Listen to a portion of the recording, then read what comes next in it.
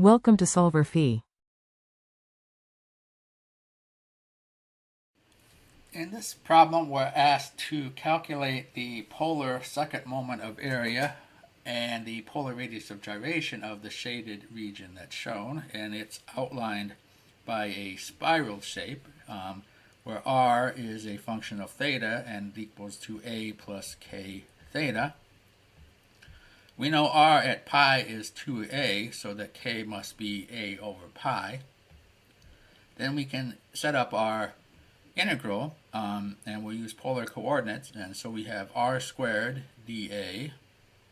and r goes from 0 to r of theta, this expression here, and theta goes from 0 to pi,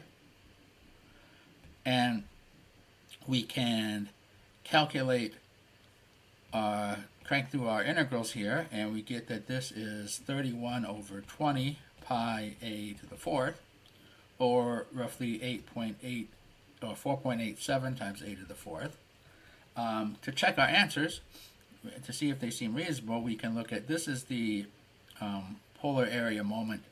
of a half disk with a radius of a, so it's pi over 4a to the fourth, and we can see that this is clearly greater than that, as we would expect.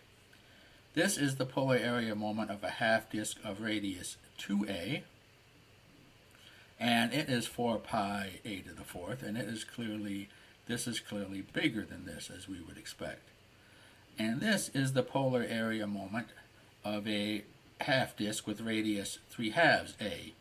and so kind of halfway in between these two with the radius, and we can see that its polar area moment is about 4a to the fourth, which is roughly in the ballpark of this guy. So we can have some confidence that this seems like a reasonable answer. Now we're asked to calculate the polar radius of gyration, and so we can substitute 1 in for r squared here and calculate the area, and that is 7/6 pi a squared, or 3.67 a squared.